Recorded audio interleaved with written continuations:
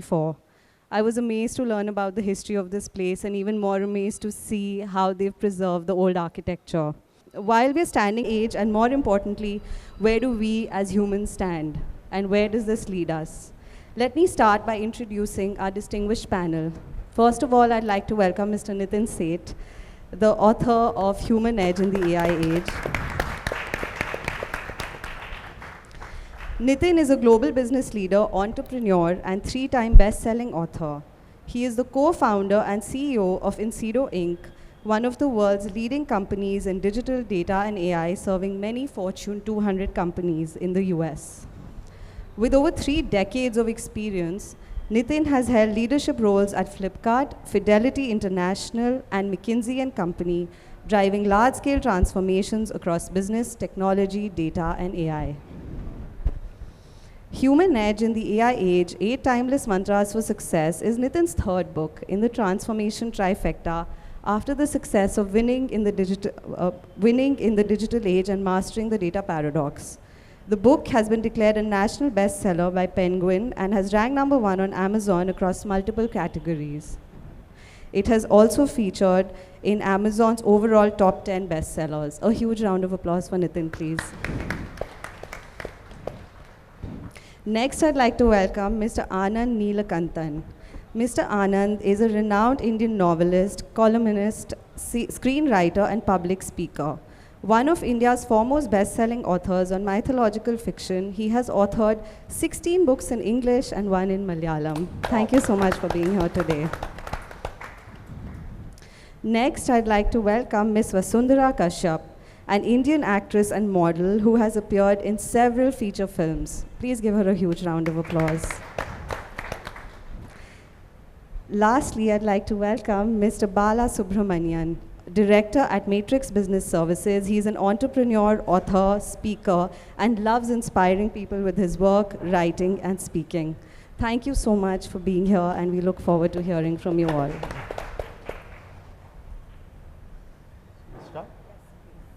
Hello, you're able to hear me? You checking?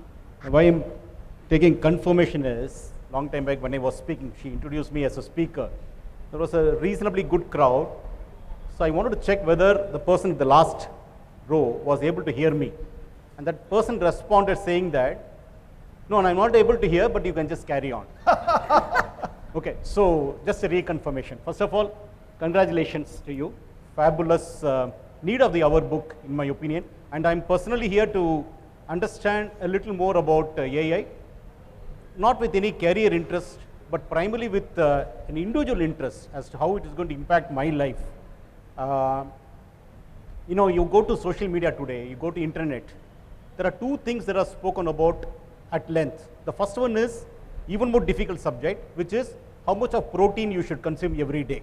Okay? You go to social media, there are at least 350 people talking about how much of protein is required for your daily living.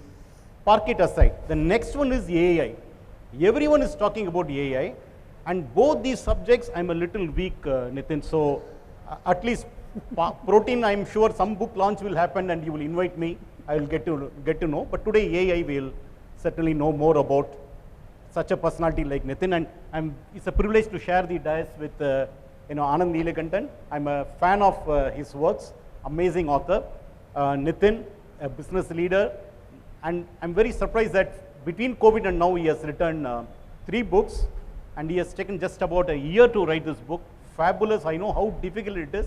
Very well done. And young, emerging, very talented actor, I mean, need not use the word actor, Vasundhara. So we hope to see more of you in the... And read more of my books. Read more, and please read my books also. Yes, I will. So, Nitin, the first question to you, okay? What is Gen I? Sorry to ask this question. What is Gen I, and in what way it is going to impact business enterprises and people like us, individuals in our personal life? Gen AI stands for generative AI. And see, AI, or for that matter, any technology works on input, output. Correct. Okay, and that between the input and output, there is a very defined logic. Generative AI has generative, works on the underlying, and this will be maybe a little bit of a technical term, neural networks, where the output is not a simple input output. Okay, there is a generative aspect that happens, and it works not just on structured data, but on unstructured data. That's a very big difference. But maybe put it in simpler terms. Okay, now AI, artificial intelligence, is a field that has been developing for 40, 50 years. There is nothing new about it. Okay, so many of us who have been involved in that, we used to call it analytics. That analytics, with a self-learning loop, is really what is the basis of AI. Yeah. Now the challenge with AI over the past all these decades has been data, because it needs very specific and deep data, yeah, for that self-learning to happen, and that data was most times not there. So until recently, it was very difficult to use AI. So with my clients, it would often be a case that not about where AI is most relevant, but where you can actually, where you have the data and you can execute on AI. Now over the last couple of years, what happened was that there have been a number of experiments around really gobbling up the data of the world. Yeah, and that's really what generative AI is. That's what ChatGPT is. The ChatGPT really absorbed the internet data, build neural network models on top of that, and which in a way solved the data problem, the initial data problem. I don't know if anybody here has read Asterix novels. Anybody Asterix? Asterix, yeah. So in Asterix, you have, there is the magic potion. Yeah, Asterix has to drink the magic potion to do his great feats. But Obelisk, when he was born, he was thrown into the magic potion, and therefore has already absorbed it. Yeah, so that's generative AI. That is the simplest way I can describe generative AI. And the reason it's such a big deal is because it has solved the initial data problem at least at a 40-60% level. So almost any problem out there, you can get a 40-60% answer using Gen AI or what are called foundational models or the large language models. But at the same time, it is not the complete answer. You still need to do many things on top of that. But again, sorry, I went into a little bit of a detail. But why generative AI is a big deal, is a very big deal, is because it has unlocked the power of AI. It has unlocked the power of AI. A lot of this technology was happening, but by really unlocking and the power of AI is really about unlocking the power of the data of the world. It has made that accessible, and that is where AI is now from the labs. It has become like a consumer product. Fantastic. But you love technology, 100%. I'm sure your books. The first book, Winning in the Digital Age, if I'm right. The second is Mastering Data Paradox, and now Human Edge in AI era. Age. We are already sitting on the edge. Little worried about that. But you spoke about now the availability of data globally. Now, like what we used to study, garbage in, garbage out. Now, who's going to cleanse the data? See, if Chennai, when people go to Gemini, people go to ChatGPT to get authentic information, assuming that they are getting authentic information. So how sure are we today that what we get to read, what we get to see is authentic? And hence, you have mentioned somewhere in the book, I briefly read that, stating that the created is bigger than the creator, something like that, where AI will become perhaps more intelligent than the creator. Creation becoming bigger than the creator. Creation becoming better than the or more knowledgeable than the creator. Is it true? Is it going to happen? See, Bala, two questions. Okay, the first question around data quality. The second, a more philosophical one about creation and creator. See, data quality is a very big issue. I think in the audience there are some very experienced technologists sitting, and I think they know it better than I do. But data quality, Bala, is a question of context. What is the use? What is the use case of that data or that model? Now, why generative AI kind of makes sense is that it works on a very, very basic law of mathematics, which all of us have studied in like high school, which is the law of large numbers. Okay? So as the sample size really grows very, very high, the standard deviation goes down. Yeah? It's a very basic maths. Okay? So when you have such large data, the answer tends to start trending towards a mean. The effect of outliers or bad data, incorrect data, it mitigates that to an extent. Okay? Now there is a very important however there. Now all of this is fine when you're talking about general things. Yeah? You're talking about, like a trend, okay, or a broad answer. But the moment you get to a specific individual outcome or an individual recommendation, yeah, that let's say you are a bank and you are using data to make a credit decision on Bala versus Vasundhara. You cannot do that at a general level. You need specific data for Bala and Vasundhara. And that is where data quality becomes absolutely critical. Yeah. So as long as you are, it's about you see the Chat GPT. See, in a sense, we are ascribing it more ability than what it has. OpenAI is nowhere saying that this is the perfect answer to all of your problems, which is how we are using it. For general, it's like in Hindi there's a word khilona. Khilona is toy. Okay, it's a toy, it's a khilona, it's a very good, interesting toy, okay, for personal use.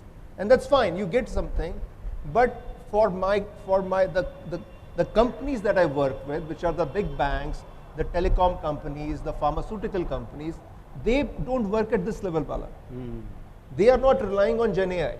Okay, on top of the Gen AI model, they have to contextualize the data with more enterprise data, more domain-specific data, so that you address this data quality and the data richness issue. So data quality is not like a absolute term. Yeah. Now coming also to your second point about creation and creator, which is a very fundamental point. Okay. So first, look, I think in AI we are caught in a lot of philosophical debates and conversations. Yes.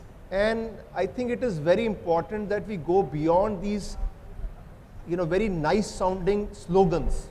See, most of the conversation on AI so far has been framed by, philosophers, academicians, who I'm sorry to say have never actually done any practical work. Okay.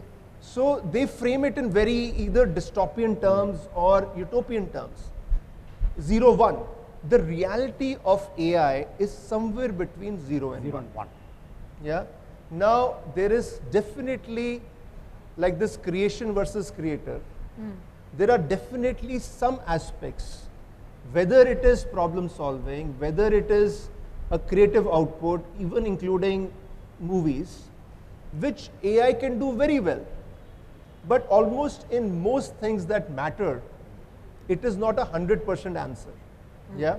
So one of my submission is that we need to take AI beyond this philosophical conversation, which is good for, as a, like in Kolkata, you say adda. Adda is like, you're chatting and you're just, you're just having a conversation. We have to take it beyond that. If we want to make it practical, we have to learn to take the conversation between those extremes of 0 and 1. Fantastic. Thanks for that. Now, I'll come back to you. Now, let me ask Anand Neelakantan. Anand, please tell us, are you using any AI tool for your writing work? Question number 1. Question number 2, very serious question because there is a vested interest also in me. Will a publisher henceforth need a writer at all, an author at all? A publisher can create books on various subjects. An AI author can be created. Fan following can be set up. And do they need people like Anand Neelakantan who has to be paid a hefty royalty? He is hinting like most people, I will also become jobless. I already have retired from Bombay. I was used to live in Bombay. Still I do a lot of work in Mumbai for television, OTT, films and all. But I shifted to Wayanad and I am doing farming now. Something which AI is not going to touch. Very wise move, Anand. Very wise move. Answering your Bala's question, I use AI for summaries, basically. Like, I use it as a tool. Because I know it is, a lot of bullshit is there, it may catch up. But what has happened is, I used to write the Purana serials for Hanuman, Sankat Mohan Mahabali Hanuman, which was a hit series. Now the problem with Hanuman is, in Ramayana only there is this much Hanuman, right? In all Puranas, whatever I write, there is only this many stories. At most I can do 100 episodes. Fortunately or unfortunately for us, the series became a hit. So we went on to 800, 900 episodes. So what to do? Get some folk tales from here and there, create one Asura and give it to Hanuman. Hanuman will kill that Asura. This generative AI work we were doing 10 years back. And all these things came back to Wikipedia. Okay, as an authentic, as if it was written in, even Puranas would have been written like that. No, so many, there is no, what you call authentic Ramayana or authentic Mahabharata or authentic any tales. One of my books is many Ramayanas, many lessons, almost 1000 Ramayanas I have covered in that. Anything you imagine, that has been already written. So already the AI work Indians were doing. There is nothing called authentic in India if you really ask. So we are the most well-equipped people. The point I am making is, all these things came back to Wikipedia, and then people started arguing with me saying that it is there. I only created, I can't tell them no, I created it. It is there in Wikipedia. Why are you saying that it is not there in Ramayana? I only created it. Now what is happening? AI is picking up all those bullshit and giving it back to me, and now I have got 100 people arguing me using with AI when I go as subject matter expert saying that no, now I am confused whether it was created by me or it was hallucinated by AI or actually it is there somewhere. But ultimately for us it doesn't matter, because Indians by birth are trained to deal with what is fuzzy, what doesn't have anything like this is right and this is wrong. There is nothing like that. The concept of dharma itself is so fluid and lucid that they go to the concept of Swadharma. That is why you yourself will have to define. That is why we have got so many gurus. You have got so many gurus from Ramakrishna Paramahansa on one end to Nityananda on another end. You have got so many of them, and people will go to each of these gurus and they will give their own interpretations, whatever suits you. Yadechasi tade guru. Krishna gives advice to Arjuna. Whatever finally you conclude, whatever I have given, you will have to take the decision and work on that. That's what we all have been doing. Whichever guru says, ultimately our religion, our way of life is a kind of compromise. There is no absolute in that. We are the people who try to bribe Vinayaka by giving coconut so that he will take the coconut and make you pass the exam or get you your boyfriend or girlfriend, right? So we are already in that space where we need not worry about whether this is authentic or accurate, and I think we will be all right. Indians will be all right because we are trained for that. Now answering the question, I am happy that Bala has started writing fiction. Because non-fiction, as he said, AI can easily create. Fiction creation is going to be difficult. I write both. I have legs on a lot of boats. I write fiction, I write travelogue, I write a lot of things. I think non-fiction can be generated much easily because it deals with data and it has to just arrange it properly, which a machine can easily do. Fiction is about experience. Fiction, you put a lot of you in it. Whichever, whether you are writing, all novels are autobiographical, which an AI will not have, and easily people can see through it. Of course, you can always argue somebody can impersonate, but you won't get that experience. You can really feel a very well written novel will have a lot of the author bleeding into it a lot. That a machine cannot do. So as far as fiction writing is there, I think it will still continue. People have been predicting the death of novels for last 200 years. When films came, they said. When radio came, they said. When OTT came, they said. But this bookstore from 1844 is an example for that. Even now, the books are selling. Even now, people are reading books. The trends will come up and down. Sometimes non-fiction will sell more because people are anxious and they are looking for answers. But ultimately, they land back to fiction.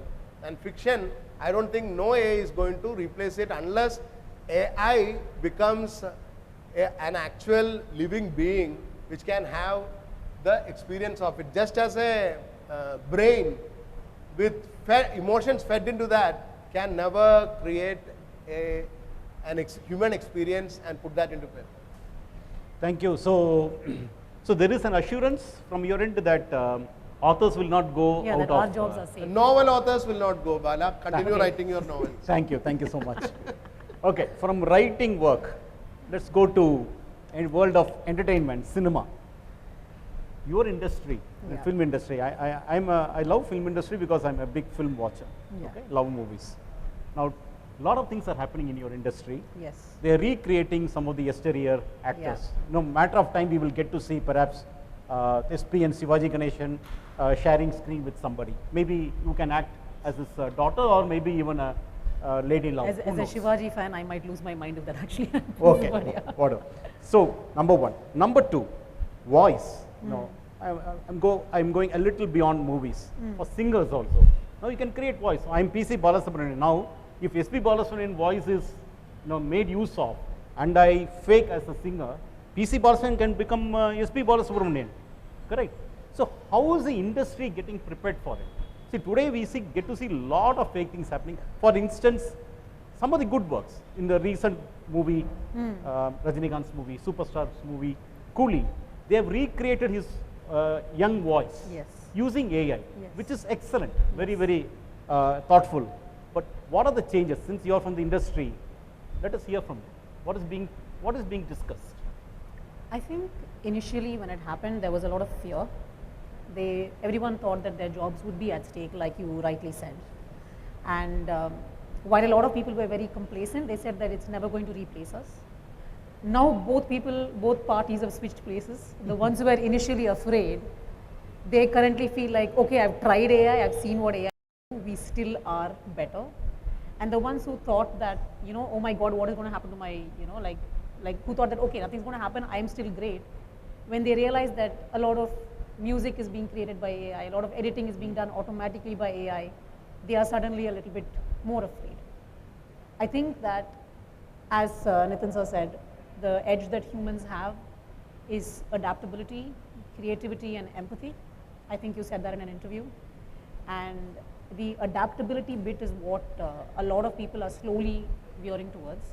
Yes, there is a fear, especially when it comes to acting and music and anything that like for example, you can replace an entire background of people with AI.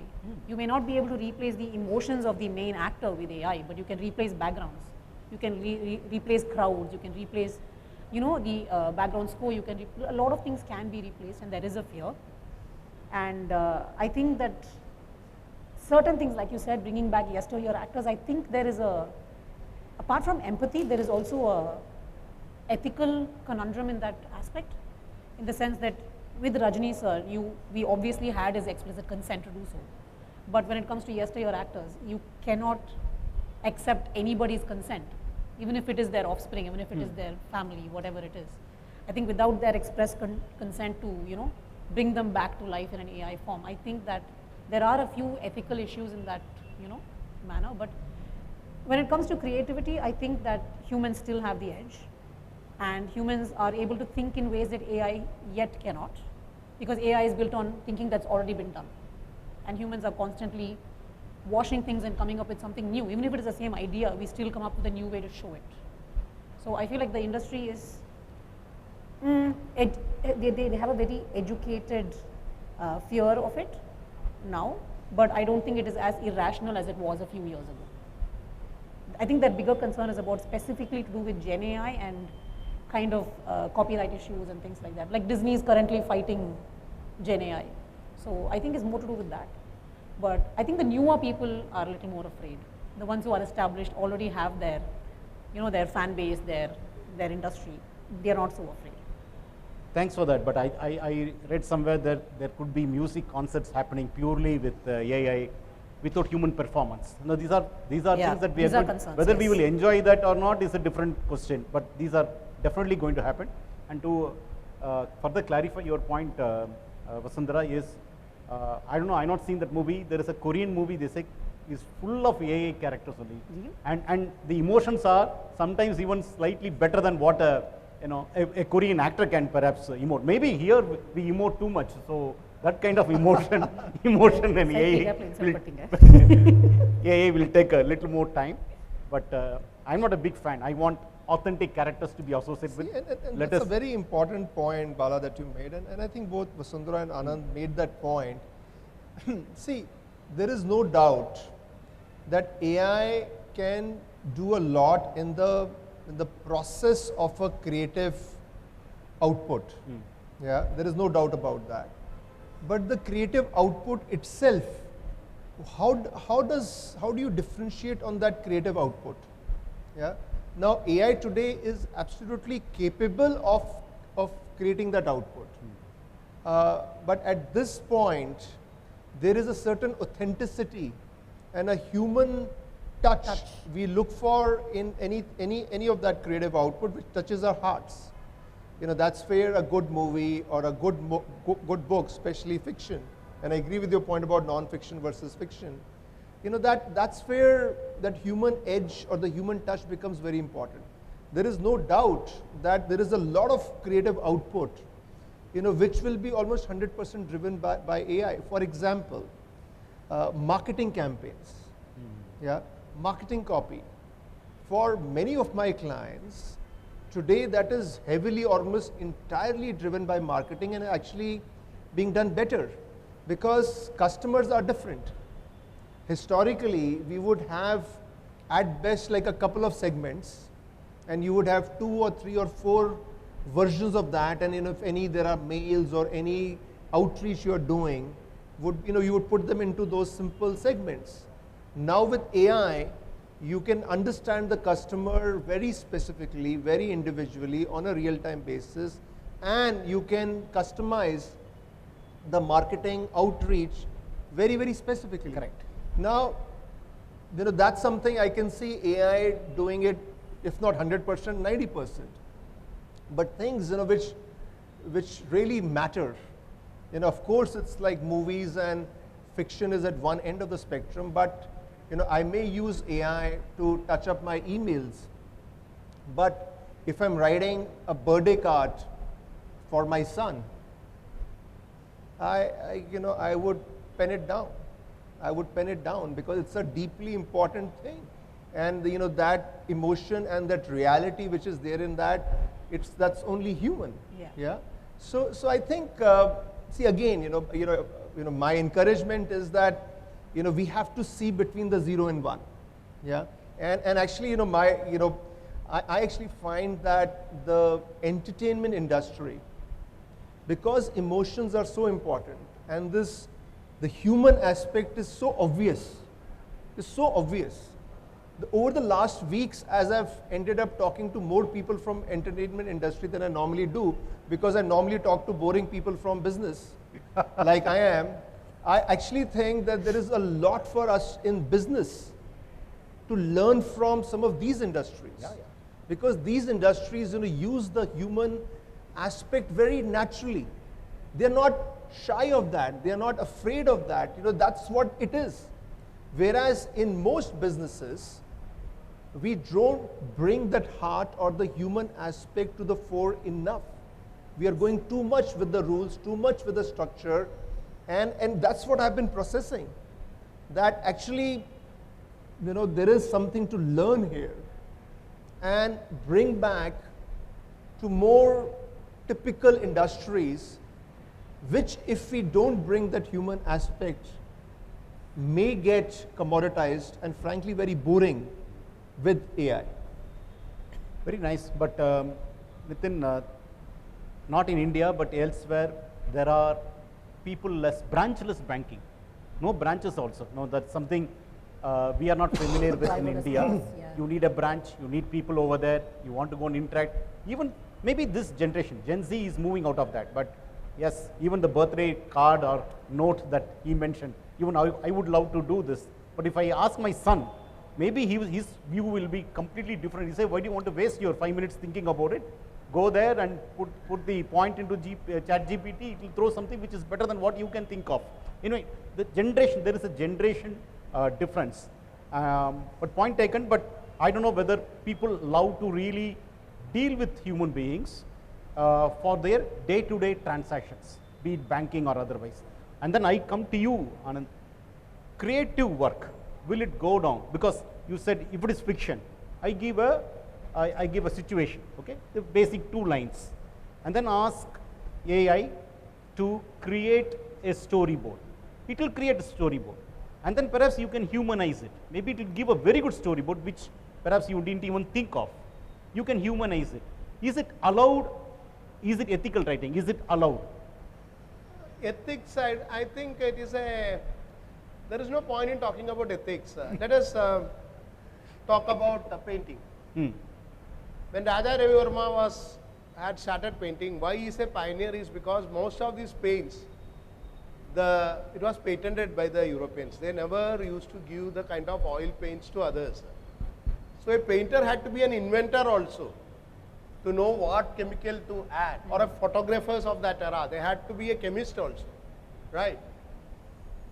Now, we can just go to, even in Higginbothams stores, you will get all kind of paints, right? If you want, your stationery section. So what Raja Ravi Verma used to take 6 months to paint, I can get it immediately a factory produced one, all the combination. Then I am using it to paint. So every industry has been touched by the progress of industrialization. And AI is the 3rd generation industrialization.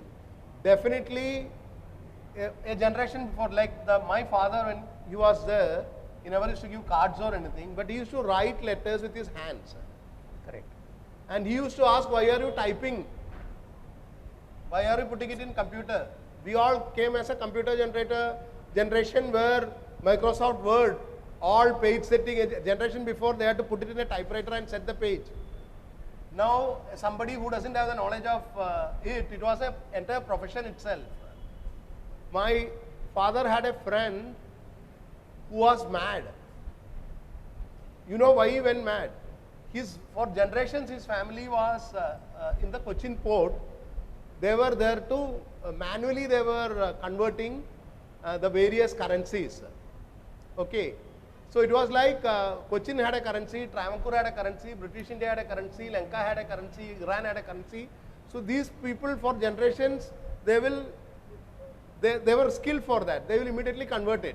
When India got freedom, it became Naya Paisa and Rupee. The entire conversion industry vanished. And this fellow didn't have a job. He went mad. So this change, this generational change keeps happening when every time technology comes. So when you are telling whether it is ethical or not, how many people use Grammarly or Microsoft spell check? Yeah. A generation before, will your English teacher would have told whether it is ethical or not? Good point. Calculator. When I sneaked a calculator from Gulf, a lot of smuggled calculators used to come when I was studying in the 90s. So in the school I went with a calculator and my teacher caught me. And she gave me, she squeezed my ears and she said, do you think every time you will be able to, you should know the multiplication table. Even now I cannot multiply beyond 10. Counting beyond 10 also is difficult for me. So she said, do you think every time you will have it in your pocket, the calculator, you should learn the multiplication table. But what happened? Yeah. All of us use in the mobile the calculation. Now we just ask the Gemini or a thing, what is the multiplication? We don't even type. Is it ethical or unethical? You use Microsoft Word to set. You use PowerPoint instead of the slides. I used to see my brother using the slide for, he was in sales. Slide, handwritten slides. We started using PowerPoint. So like that, in writing Grammarly you are using Microsoft spell check. How much machine interference already it creeps, it doesn't change suddenly. So now I use ChatGPT not to write. I used to summarize things. What I have written, I have to summarize and give it to the director. I have a 120-page script. I summarize it using ChatGPT and give it to him. Very good. Otherwise, I have to sit and again type out the entire thing. I can narrate it. I use it as a narrative point because most of the people in the film industry, as she can vouch for, won't read. Even the hotel bill, they won't read. So when you are going to the directors or film producers or studios, you will have 120-page or 130-page bounded script, but you will have to go and act it out, narrate. We are like the salesmen in the who sell the forest produce and all, no, like honey and all. Same way, I will have to say Rajinikanth comes like this and he shoots and 25 villains jump and he hits like this. They go to space. I will have to enact and show it. But for that, what you do? They are not going to read this 120-page book. Yeah. I use a generative AI to put scene number 1, scene number 2, scene number 3, what I have to say. And I refer it, I go there and I give this performance. So all these things we use, but this is going to creep in more and more and more, just like how mobile scrap, how the spell check scrap, these things are going to creep into it. You will have to get used to it. Now I am in discussion for a company in India who is trying to produce Ramayana entirely using generative AI. So I have to write the script as prompts. If I don't do it, someone else will do it. So my skill set will be now to use my knowledge in Puranas and whatever 15 years I have done the films and shows, how to write the screenplays. I would have written around 1,600, 1,700 hours of screenplay, 14, 15 series which have become hits. All the screenplay knowledge I will have to use, and I will have to learn how to generate the same screenplay using prompts. It is moving towards that. I don't do it, someone else will do it. There is no, how much creative I can get, how much one good thing is now I can at least understand whether it is hallucinating, whether it is making Vishnu the wife of Shiva. Of course, Mohini you can always argue, but it hallucinates like that. So whether I can, all those things I can catch because of the subject matter, some knowledge I have. Other than that, novels, it is very difficult, the flair, the language, it won't bring through ChatGPT and other things. But scripts, it's a very technical thing. Script, slowly, people are learning to use prompts to generate script, because script, nobody will see the script. It's just an instruction sheet. Got it. Only the director will see and the actor will see. So, this will creep in, Bala. I know time is going on, so I'll wind it up. Now, Nitin, global companies, Amazon, Google, they are spending anywhere upward of $75 billion, okay, on AI. That's what I read. Trillion dollars. No, 75 billion, I think, $100 billion. Trillion? Over the next couple of years, $1 trillion each. Fantastic. Where is the ROI? You know, now that is one question. The follow-up question is, if this is the kind of money that is being spent, a smaller enterprise which needs to build on AI, okay, to service its own customers, and the customer is not going to pay for it. The investment is going to be very, very large into all of this. Anyway, we have done a lot of companies in the group, and this is a situation we also face when you want to invest or use AI sensibly. It is very expensive today, okay, and if customers are not going to pay for it, you know, where are we going to land the commercial viability of this? Or SME, MSME will find it very difficult or what? Yeah, so the couple of different questions. Sorry, I think I am always asking two questions to you. That's very human. So first, the amount of investment that is going into AI, I think it reflects an American fixation, you know, which is very, very, everything they do is very capital intensive, is very consumption intensive. And this is not going to have a ROI, okay? Not only is this not going to have an economic ROI, this is also going to completely blow up things from an energy consumption perspective. Yes. So if I add up, Bala, that for my clients, so my clients are like the consumers of AI, like these are the banks, the big telecom companies, the big pharma companies. If I add up what NVIDIA wants them to buy in terms of the chips, what Amazon wants them to buy in terms of the cloud infrastructure, what OpenAI and others want them to buy in terms of the foundational models, it will be an infinite cost and a zero ROI. Okay? I think this is a looming crisis which hasn't hit yet, because most of AI is still at the point of infrastructure building and used by consumers like you and me. The enterprise use of AI, which is where then the ROI begins to happen, is just about beginning, okay? And that is just about getting from proof of concept to proof of scale. The moment it goes to scale, it is going to be a disaster. And that is why the Chinese model of AI, I'm not usually a big fan of China, but on this one you have to hand it to them, that DeepSeek, the reason DeepSeek is so threatening for US is because its data consumption requirement is like 1/10, 1/5 to 1/10. And that's huge, okay? Now the fact that NVIDIA is the most valuable company in the world, that isn't exactly good news, no?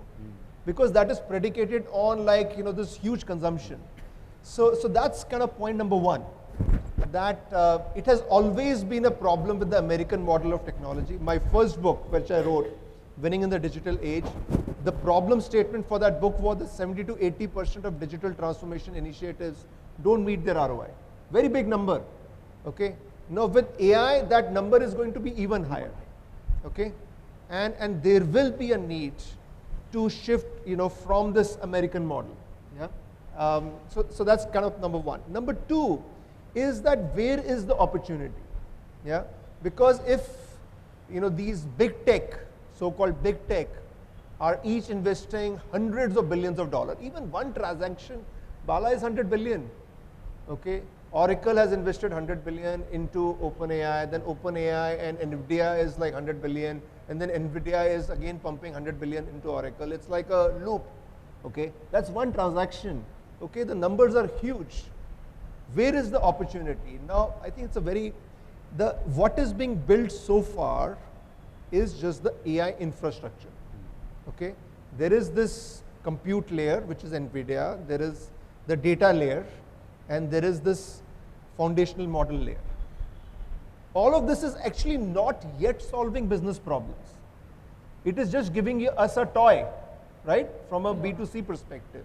Now to solve business problems is something has to come on top, which is the application layer, okay? With AI, every industry out there, we have talked a lot about entertainment, but whether it's banking or telecom or education or agriculture or healthcare, every industry out there is going to go through a disruption, is going to transform. And that will create thousands, maybe hundreds of thousands of new problem statements, and that is the opportunity for AI, and that, very importantly, is an opportunity for entrepreneurs. Because the big tech, because of the amount of capital they have spent, are all interested in infinite scalability. But solving these problems is a very tough job.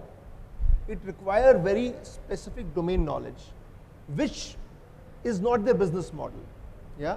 And that is the opportunity, and I stress this point, and I'm glad you asked this question, because as we think about also this debate about jobs. And I think that is a very pertinent point for us in India, because we are a very services-driven economy. We are going to be hit more. While jobs will go down, this opportunity in the application layer, Bala, is the opportunity for entrepreneurs. It is the opportunity for underdogs, if I may say so. Yeah? And I think that is the opportunity for India. Fantastic. This will be useful for me also when it comes to running our own set of companies. Thanks for that. Which means you are saying?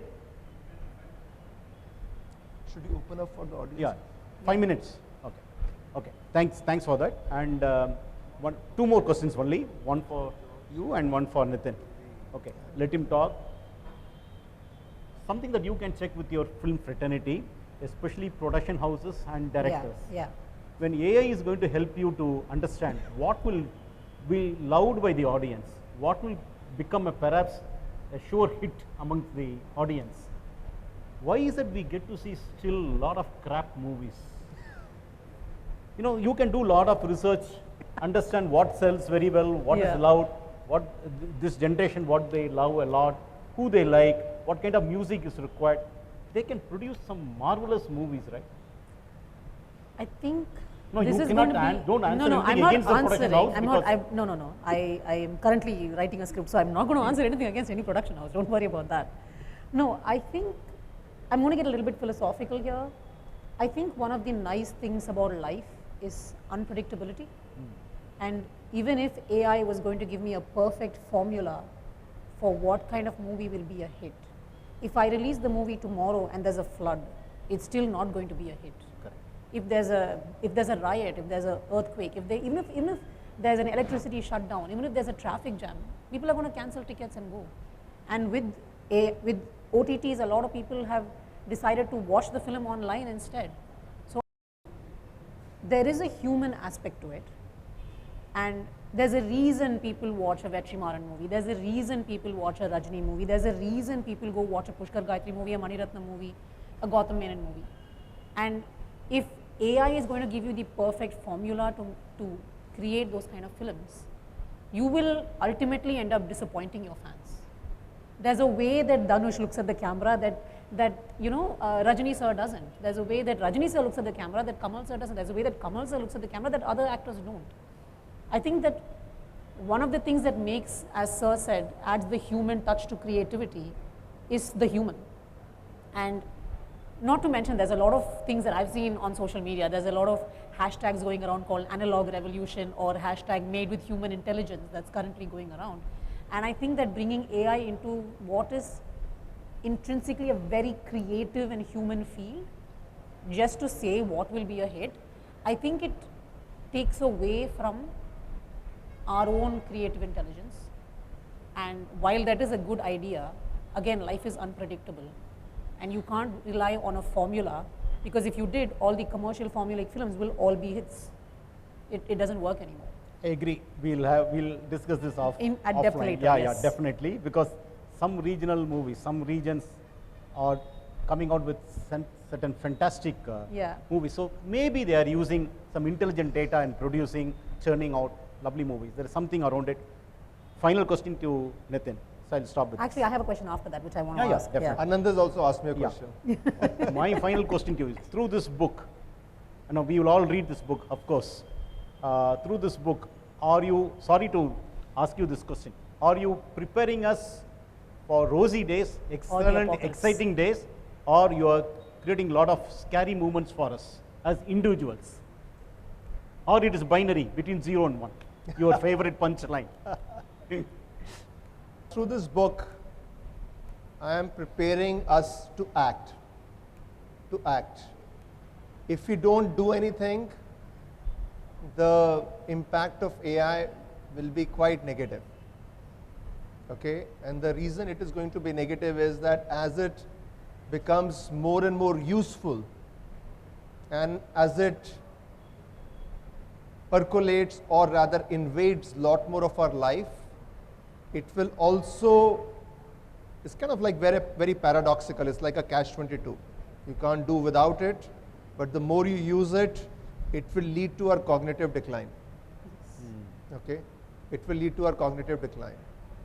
And I think the reflection of that, the research that I've done, that in 15 years, 35 to 50% of all jobs will go. That's a very big number. You're talking about 1.5 to 2 billion jobs. That's more than the population of India. Just think about that. For me was, I just stood up like that. Okay? And I felt that before I write about business and technology and try to promote my business, this is a very important issue which we need to see. To deal with any situation, first you need to acknowledge it. First you need to come to face with it. Yeah? And once you do that, then you can say, okay, what do I do about it? And I do believe that AI, we can use it as humanity to our advantage. To our advantage. But that will require us to actually double down on what makes us human. The answer, see, of course, we have to coexist and collaborate with AI. I think the answer of the option of avoiding it is far gone. Okay. Is far gone, because AI is now a reality. It is not like nuclear energy where 10 countries or 5 countries can come together and sign a non-proliferation treaty. It is a reality. It will, because of its continuous learning nature, it will become more and more powerful. Yeah. If we don't do anything about it, it is going to become more human, and the humans are going to become narrower. Yeah. If that happens, that's our doom. That is our doom. Okay. And therefore, I'm trying to make a point, a positive point. That's where the possible framework comes in. That here is our humanity. Here is our human essence. Here is our core human capabilities. Our future is of doubling down on that. In a sense, is kind of going back to the pioneering era of the early man. The early man was facing a very uncertain future and was discovering, taking risk every day. Over many thousand years, we have tried to create a very risk-free world.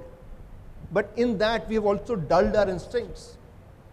In the next 15, 20 years, the world is going to change. We are not going to go back to caves unless there is a nuclear Armageddon. But it will still be a very different world. We have to prepare ourselves for that. Yeah. If we do well, I think we can harness this. We can take humanity and this world to a next level. But if we don't, I think it will be a shocking decline. Thank you. I'm done. Thank you so much. And if you I have have my questions, question. yes. Yeah, this has got more to do with you as an author and rather your discipline, because I call myself the queen of procrastination. It took me ages to finish my first novel. I heard that you finished your job, like your day job, came back and wrote from 10 to 1. Is that true? And when did you sleep? 11 to 2 actually, but Oh my God. thankfully my wife is not here. She is in Gurgaon right now, so But it's being recorded. It's being live And streamed. she can go to ChatGPT someday and pick it up also, what you spoke. Yeah, you're caught either way. No, I think I'm quite disciplined, and I'm very driven. So when I feel possessed by something, I really felt possessed by this topic. Okay. Because my initial idea was not to write this book. It was obvious that I would write on AI after digital and data. But my first 2 books are very nice, happy business technology books, which are great for my business. I go and give my clients those books and say, you're a wow, thought leader, this guy must be knowing something about something, so good. But when I began to think about AI, I felt that the human quotient was so significant that it's really agitating me. And I'm really flabbergasted that there is not more practical debate about these topics. What is a bigger issue than and actually, Vasundhara, the research is very consistent. I have not seen any research, I've probably looked at 20 different sources. I have not seen any research which says that in 15 years the impact is less than 5%. All research is somewhere between 30-35% to 60%. Arey Baba, that's a huge impact. It's a huge impact. As humanity, do we not need to prepare for that? Essentially, adapt or perish. Yeah, we have to adapt and we have to create afresh, or it's are we going to submit ourselves to just a world which is driven by universal basic income? Or we hope that Elon Musk and Bezos figure out space exploration at super fast speed, so that when the world needs 50% less humans, we are able to Space colonies. Yeah. So, but those are all very, very little not very practical things. So yeah. So it is it was the urgency and the criticality of the issue, which I think really has driven me. Fantastic. That's nice, yeah. I have to add one question. My son is 19. What should he study, or should he study or stop his studies? The question that plagues all Which parents. all jobs Yeah. are on the block? So, okay, Anand, you asked me this Sorry. question. So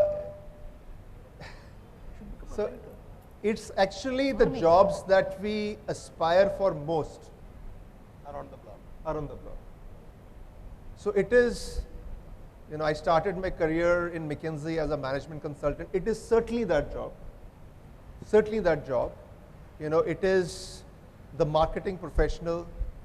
It is like, the biggest export India has, a success story over the last 20, 30 years is technology. It is certainly that job. Like in my company, we are already seeing 40% productivity by using AI in software development. 40% at some stage is going to mean 40% less people. By the way, that 40%, Anand, has happened over 7-8 months. So as it plays out over the next 12, 18 months, that number is going to go higher. It may be 80%. The whole paradigm of software is changing, that software is creating software. The language of software is going to be AI. I was at SRM University in the morning. They were all, the Vice Chancellor and everybody very proudly sharing with me that we are, this is our head of computer science. And we are creating this new curriculum on AI. And I'm saying, Baba, those are the jobs that are going to go fastest. Fastest. Legal jobs, most very highly paid, like contract, writing contracts, legal contracts. It's like day and night. It's day and night. I use, what my general counsel does, drafts, and then I, use GenAI to draft it. It's like day and night. So it is actually all the jobs, which has been the fancy of the middle class. So blue collar jobs are going to be safer. Blue collar, absolutely, sir. Yes. So by 2030, it's a very striking statistic, Anand, that by 2030, 300 million white collar jobs will be lost and 30 million blue collar jobs will be lost. So for every one blue collar job lost, 10 white collar jobs will be lost. So, I think it is in some sense safer to be a plumber than to be a software developer. Yeah, but having said that, Anand, having said that, equally and more, I think there is going to be an entrepreneurial opportunity, an explosion of entrepreneurship. Because every industry is going to go through a disruption, including yours, movie entertainment, which is going to create a lot of new opportunities. And Bala, and I really want people to understand that opportunity is not just for big tech. Big tech will never be able to address those specific problems. That's an opportunity for entrepreneurs. Okay? And in the AI age, also the good thing is that you don't need much to create a solution. Because you don't have to be a technologist, you don't have to write code. Okay? You have to use the AI stack. Okay? That's a huge opportunity. But it requires very different skills. From hard skills, it requires soft skills. It requires general problem solving, not like very specific technical skill. It requires risk taking. It requires creativity. Yeah? These are not aspects that we train our children on, whether it is in our education institutions or as parents, what we are asking of them, and also not in our enterprises. Like in my company, I have a large learning and development function, but that's not what we do. We teach them, how do we get them staffed onto client projects as quickly as possible. Yeah. So that's the shift which needs to happen. And again, just following up on that, because I'm also a father of a 19-year-old. Okay, so it's a very live question that, see, if you look at what AI does, see, AI today, the output in terms of accuracy is anywhere from 70 to 85, 90%. What is the gap? That gap is the human in the loop. That is what the human role is. How does human play that role? The biggest thing is this word called context. Context. Because we have context of a situation. Yeah? And this context is going to become more and more and more important. Now that context is coming from knowing something about something. It is coming from that subject matter understanding. And that subject matter understanding is not just a bookish thing. In most cases, it's a lived experience. It's a lived experience. And I think that just from a parenting perspective or how, what is needed to build that, I think it's actually, again, we were talking about the early man. It is going to be perhaps about doing things with our hands so that, we have real experiences which give us the context, which is going to be our edge at least for the next 10, 15 years before AI goes to a next level, it becomes completely autonomous. If you ever tried a Waymo in San Francisco, anybody here who's tried a Waymo? Yeah. You should try a Waymo or at least see the videos. That's the autonomous cab service in San Francisco. And the streets of San Francisco are they may be narrower than the streets of Chennai. Oh, you had mentioned this, yeah. If it can drive. You see. Yeah, and this Waymo, it's not like it's driving very slowly and safely. It drives like a Chennai driver. It will like turn, it will not stop like 10 meters away. It will stop where it needs to stop, okay? Then you say, okay, man, if AI, and you can look at the technology and say that this technology is actually a lot more capable. It's just a movie trailer, a very, very small trailer. And if you say that, okay, AI can very on an autonomous basis drive cars, it can do a lot more. So that world, Anand, will also come. That will also come. By that time, we hope that Musk figures out space exploration. But till then, I think the next 10 years or so, I think context, creativity, and connection, 3 C's, I think that will be very important.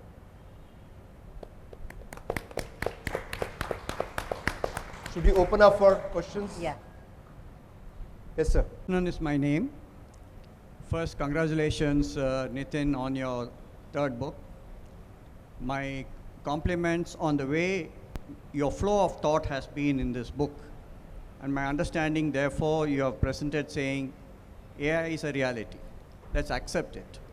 Let's not get worried about it. Let not fear take over from any aspect, but let us move into a path of action and therefore focus on what is possible.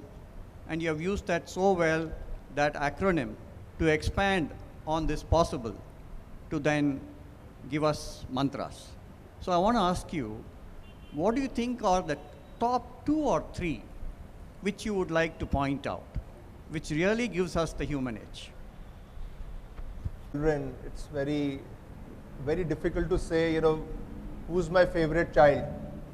So, there are 8 mantras, and I put the mantras because I feel that all of them are important. But I think if there is one which underlies everything, and I think is going to be especially critical and important in the AI age, I think Bala already, figured that out, is spirituality. Because, see, as in a sense we are, like as humans, there is a physical element, there is a intellectual element, there is an emotional element, and there is a spiritual element. We are spiritual beings, but it's kind of seems a little odd to be saying that, because over the last, for most of our evolution as humanity, we always embrace that. Yeah.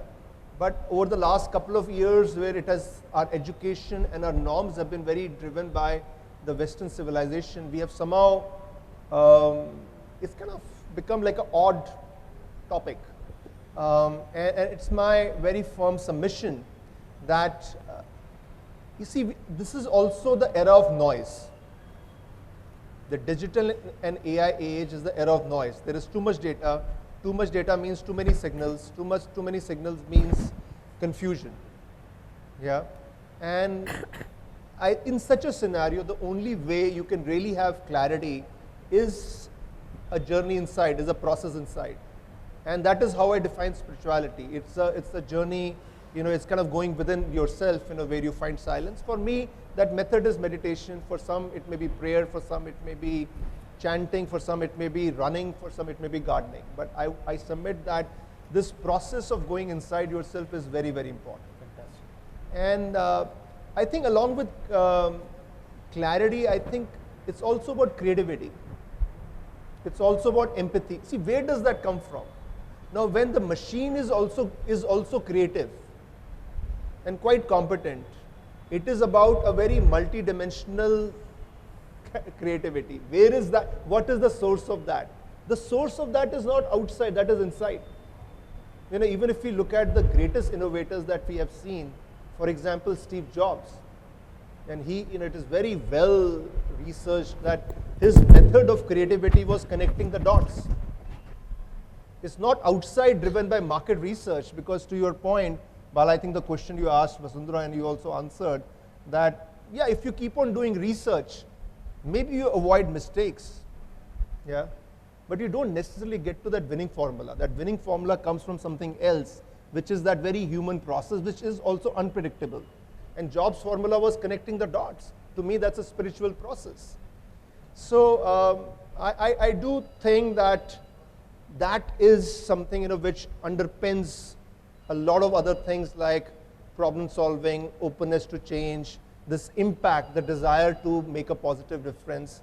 And my submission is that we should make meditation or some form of spiritual practices mandatory. You know, we should, you know, like early on, that should really, you know, be embedded as part of our, you know, school curriculum and kind of school processes. Any other question? Congratulations for the launch, which is being expositioned in the book. Maybe it would be good if you can paraphrase quickly about how these 8 mantras are connecting, and then help prepare all of us here. So that's what you are talking about. We need to be prepared for this. And then especially the sports, spirituality, and entrepreneurship. I think if you can give a connection, the connecting the dots framework, whatever you mentioned, that'd be great. Thank you. Yeah. So the possible framework, you know, what are the 8 mantras and how do they connect? So the first P, and deliberately, is problem solving. And problem solving, you know, in the AI age where AI is driving so much of problem solving, my submission is that it's such a core human skill that we can't give it away. We will be able to use AI better if our own fundamentals are strong. And there needs to be a deliberate way. Yeah, because if we're not deliberate about it, AI will shrink us. So in problem solving, the first point I make is about structured problem solving. That there is a structure to problem solving, especially problem identification. In any problem solving process, identification is very important. But along with that, I also make the point that in a world which is overflowing with data, and most of that data is public data, then how do you differentiate on problem solving? And my submission there is wisdom. You know, many times we use the words gut and instinct. I don't like using those words because we think our instinct is gut is right, but that is not always the case. Okay, wisdom is a deeper concept, and wisdom is based on pattern recognition. Yeah, Bala, you know, Arvind, you know, Anand has that pattern recognition over so many years, and so therefore can see things in a certain way. And in the AI age, the natural processes that build wisdom are getting cut. Yeah, we don't read as an example. We don't reflect. We are always, something is happening. Yeah, so we need something more to build that wisdom. So that's structured problem solving plus wisdom. That's the first P. O is openness to change, and that's an obvious one. Because when there is so much unprecedented change, the first thing is that you have to open yourself up. You know, if you're a little bit successful, and that is where this AI age is going to be a bigger problem for more experienced, seemingly successful people. Because with success, there is a lot of hubris. Yeah.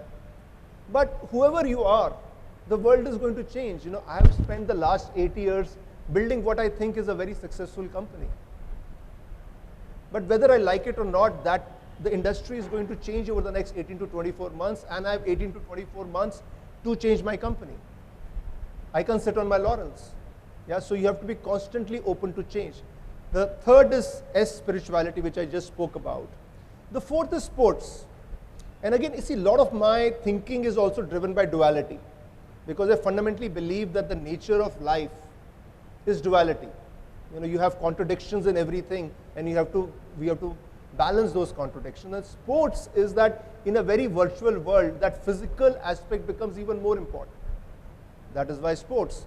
But equally, AI, it will be very difficult to win alone. It's very complex. You need a team. And what better than sports to teach us teamwork? Also in AI, we will have more losses than wins. And one of the biggest skills you need, one of the big skills is learning to learn. Yeah? But the other big skill is going to be resilience. How do you keep on bouncing back? And what better way than sports to learn that? I is about impact. Impact is this desire to make a difference. See, we are here, all four of us are sitting here, you are sitting here, because there is somewhere in our minds, we want to do something, we want to make a difference, at a broader level, we want to leave a legacy. And that's something which is very different for us as humans than machines. Machines are very goal-oriented. Now, yeah, their goal can keep on getting reframed. But as Anand was saying that, as humans, and especially Indians, we deal a lot with stories and hallucination. But equally, we are not just about self. It may seem like that, but there is a desire we have to make impact. And in the AI age, that is going to become very important. Then B is for balance, which is this duality aspect that I spoke about. Short-term, long-term, strategy, execution, man-machine, male-female, day-night, any aspect is duality. And when the world is complex, which it certainly is, you can't say I'm going to choose only one. You have to master that duality, and it's a complex process, because to master duality, you have to look at what unifies these seemingly opposing constructs. So very, very critical skill. Then L is for leadership. Now, AI age is not just the end of era of jobs, it is also the end of era of managers. Okay? Managers work on something which is defined. What is defined, AI is going to do better. And a lot of the human job is going to be to figure out what is to be done in what is seemingly very confusing. Okay? You have to set the direction, which is what leaders do. So there is, we have been talking about end of the era of managers for quite some time. Hasn't happened, but I think AI is that trigger. And finally, the hero of the story is entrepreneurship. Clearly it is entrepreneurship, that's the output. If we have a way out as humanity, it is, and especially in India, is if we can unleash a tsunami of entrepreneurship. The numbers are so stark that if we have to have any way of counteracting the job loss, that is very likely to happen. It is completely new activity, which I think will be entrepreneurial activity, and that is a very, very different mindset. That is about, entrepreneurship is not just about doing a startup. You can be working in a large enterprise and you can be an entrepreneur, because entrepreneurship is fundamentally about creating. My point is that what is existing and given will keep on being done by the machine. So you have to constantly keep on creating. To create, you have to take risk. It's a risky process. And that combination of creativity plus risk-taking is entrepreneurship. And I think that's the hero of the story. Beautifully answered. Hi, Mr. Nitin. AI for the day-to-day life. And which is your personal favorite AI tool? Over the last, I would say, 7-8 months, I have invested a lot of time into it. I realized that that AI was inevitable. So instead of fighting it, I should embrace it. So since February, I've been using it very intensively, and I've got, I've trained it on everything about myself. Oh. I've trained it on everything about myself. So it knows me very intimately, and therefore its response is now very, very contextualized. Yeah. Now, I've also created, or rather my company has created an AI platform which is humbly called nitinseth.ai. So, which is that, all of my books, whatever I speak on, write on, which is digital data and AI and its various implications, not just from business and technology, but also from human and societal perspective. So it has trained, essentially underlying foundational model on all of my work and all I have ever written or spoken or any video I've ever done. So, and I quite like it. You should check it out. So it's quite fascinating that, once you contextualize AI, how much, from something, which is hit or a miss, how much, more effective it becomes. So, your question was about using AI in daily life. So I think that's the first point I would make, that contextualizing the AI tool that you're using is very important. Also use a paid version, because there is a very big difference between a free version and a paid version. Yeah. The hallucination and errors between the two are very significant. I think for my younger self, or even I think for me, I think this thing that the more you use AI, including for me, I'm 54 and I'm a very disciplined person. I've gone through, I think my foundations are good. I can see that you can begin to get addicted to AI. It's so easy, and it's very easy to lapse into that. Yeah, and I've been having conversations with a number of educators, and some of the things that they have shared with me, that if you're using AI, first write yourself. First write yourself, so that there's already the thought process is yours, and then you're using AI to maybe improve that. The other suggestion that number of educators shared with me was that, like what they're pushing their students to do, is that if there is you have an output where you used AI, now just as a test, just do it completely yourself. Yeah.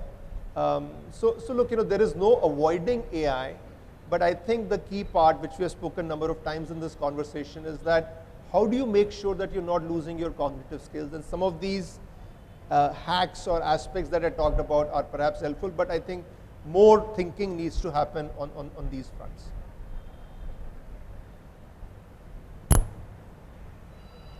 What do you think India has to adapt from the other countries on the controversy? What should other countries learn from India, as you spoke about spirituality and philosophy that's coming mainly from India, predominantly, I feel. So what do you think these both things can India adapt and other countries could adapt as well? Yeah, I think India, our opportunity and potential with AI is huge, but our reality is quite worrisome. Okay, so the reality is that I think right now there are two clear front runners in the AI race. There is America and there is China, and we spoke about it. America is where the trillions of dollars of investment has happened. They have the large ecosystem, the combination of the great universities like Berkeley and Stanford, the large venture capital, private equity ecosystem, and both the big techs and the startup ecosystem. So it's a very formidable, kind of like army, okay? And seemingly they are, most of the innovation and output in AI has happened from America. But China has actually been thinking about it strategically for way longer. Okay, way longer. Yeah, so there's something burning here. So way longer. Yeah, dragonfly went inside. Dragonfly. It's okay, very human thing. So China has been investing as a national strategy for 15-20 years. Okay, so it is not just the DeepSeek, which is, by the way, the tip of the iceberg, but the way China has used AI in their citizen services is something to behold. Okay, so it's a very futuristic society. You can even maybe argue that it's like, there is this book by George Orwell, 1984. It's like almost like an Orwellian society at times. Okay, so these countries are seemingly far ahead we are very poor in that AI infrastructure. Okay, our opportunity is the application layer. Okay, our opportunity is the application layer. That's where we can lead the world, because we have the talent. We have the sheer numbers. We have the talent, which is very, very technology ready, very technology savvy. They are all digital and AI natives. So I think that's our great, great opportunities. We also have the most data in the world. Yeah, AI is driven by data, and there are a number of sectors like healthcare, cybersecurity. See, for all of these big apps like YouTube or even OpenAI, India is either the number 1 or the number 2 market. So all the data is here. Yeah. So that is also an advantage for us. So look, I think we can do. We have a huge opportunity in the application layer, but at the same time, as I think Bala also mentioned that there was some conversation that the AI infrastructure can be expensive. Yeah, and I think that could be our Achilles heel, and that's where the government has to step in to provide that enabling ecosystem where that AI infrastructure of compute or models and so on are more easily available to our entrepreneurs. Yeah, so that is very necessary. I think what the world can take from India, I think you already mentioned spirituality. I think our values around hard work, there is, having lived and worked across the world, I'm very, very clear that as far as the world of technology goes, the Indian talent is absolutely outstanding. Yeah, and I think that's something which we have to offer to the world. See, but I don't want to over dwell on this issue about the Vishwaguru. Sometimes with this Vishwaguru thing, we kind of end up it becomes a little bit of an arrogant positioning. I would rather focus on what is the opportunity in front of us and what is it that we need to do. Hey, hi, this is, I mean, there was a delayed start. We were all getting a little restless, but I think the conversation here was amazing. Congratulations, Nitin. I'm Shamla, CEO, Unimity Solutions. I run my own tech startup. Amazing to see that you've written 3 books, alongside with running a company. So I was just thinking, and she almost took my answer away. What's going to be your next book? Is it going to be India's Edge in the AI age? And looks like you just spoke about it. What's your next book? Do you have any thoughts on that? I've been working on book 4 and book 5 already. But I think I have to give myself a break. I think, and all my 3 colleagues on the panel know it. They're all 3 very accomplished authors. That there's a lot of effort that goes into it, and I love the process of creation. I love thinking and writing. I really find that's my happy space, because business, as you know, is very tough. There are good days and there are bad days, and even in a day there are many battles. But I think this whole process of thinking, researching, playing with ideas, trying to bring them down, I really find it, I find it very energizing. And I find it also a way of making a difference. That this is my seva, this is my something that I'm giving back. I don't do it for a monetary purpose. Thankfully that's not a need, that I have through books. But the process of publishing, the process of then making a book successful is very effort consuming. And I'm now feeling that, that like doing back-to-back books has been very tough. I think we are also in a era where I think the next couple of years are going to be extremely critical for the tech industry and for my business, and I need to focus on that. So I might give it a break, but the question was that what are themes that I am kind of thinking about and researching on. So the 3 themes, which so the first is like a follow-up on AI. and I have to see where exactly I go. But the notion I have is that of AI native. That, see, when I wrote my first book, Winning in the Digital Age, my basic thesis was that the way things happen, or the legacy companies, if you make a few changes, you will be fine. You can succeed in the digital age. But my thesis for AI age is different.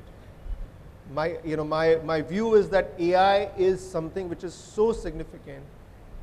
Like any business or any organization, there is gross waste. There is gross waste, okay?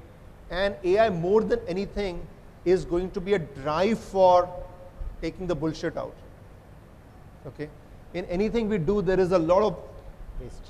There's a lot of waste or bullshit, right? And that's I think that's the notion of AI native, which is going to be super simplified. And that is going to be very important for enterprises and in different aspects. So that's something I think about, and also in the context of the industries that I work in, that what is what will this mean for banking, for telecom, and so on. Then the next topic, which I'm very, very passionate about, is this notion of mastering duality. I think, I feel very strongly that's the nature of everything, and that notion comes in all of my books. So my second book was Mastering the Data Paradox, and if you see my third book, that duality or balance comes in many, many different ways. So I've been working on that notion for 3-4 years now. So it's something I feel very passionate about. And the third, I will write, when the company has gone public, and I can then express myself more openly, which is about Indian spiritual traditions and Indian spiritual wisdom and its relevance, for the 21st century. So those are my next 3 topics. Thanks everyone about your speech. The voice is audible, right? Yeah. Actually, I am working as a data analyst in trust and safety. In the majority of your speech, you have been talking with the human edge and the ethics, this kind of stuff. And I have been working in this domain where we have to intervene with the AI, the decision that has been taken by AI and the human point of contact. What I have been concerning is, like in the European Union, they have been enacting a policy where there should be a certain number of opportunities for humans to intervene in the AI decision, like to be between the human edge and the AI edge. So what's your thought on that? Like the AI, it takes decision as zeros and ones, right? And the decision that a human couldn't be matched with the couldn't be matched by the AI. So what's your take on that? 70, 80, 85%. And that's where the human in the loop becomes quite important.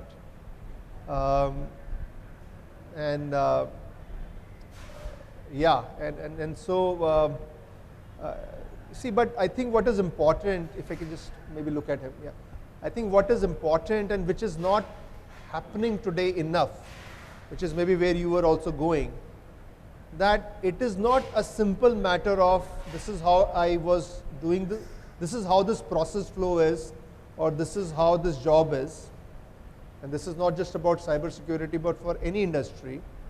And I just put AI next to the human. Yeah. That's a very suboptimal way of driving decisions, which is, I guess, what you are also trying to point out. And for that, almost every workflow needs to be redesigned. See, whether it is writing a book, whether it is movie making, like even if I'm writing a book, the process probably now has to be different. Yeah, because maybe the initial concept and structure, I think, should be coming from me as an author. But the research process, I can leverage AI very intensively. Yeah. So similarly in trust and safety, there is a need to redraw the process or the workflow, yeah, which I don't think is happening enough. Yeah. And that's the issue, and that issue exists because we just end up doing things the way things are. Very few people question why of that, and very few people understand that, and we just do it. Okay, so, and I'm sure you are aware of agentic AI, yeah, and that is the biggest problem that is happening in the implementation of agentic AI, because most times agentic AI is becoming that here is this human job which I will automate and I will create an AI agent, and then here is the human job. Whereas in reality, given where AI is and humans are, the entire process flow needs to be redesigned. Yeah. So I think that's the gap today, and I think this is the challenge we are going to face for the next 5 years, because there are very few. Like in my company, we try to do that, but it's very tough because it needs a lot of context. It needs a lot of that domain understanding, which is always not. It's not that easy to bring together. Yeah, because either you have the domain knowledge, but if you may have the domain knowledge, but you may not have the technology expertise to do something about it. So bringing everything together is something which will take time, but I expect that the next 4 to 5 years, this is actually an opportunity. Thank you so much, Nitin. I think we've come to the end. Let's give a big round of applause to all our panelists. And special thanks to Ms. Vasundhara Kashyap for attending, Mr. Balasubramanian, Mr. Anand Neelakantan, and our beloved author, Mr. Nitin Seth. Let's give a round of applause again. Can we click a picture? Yeah, request for a picture.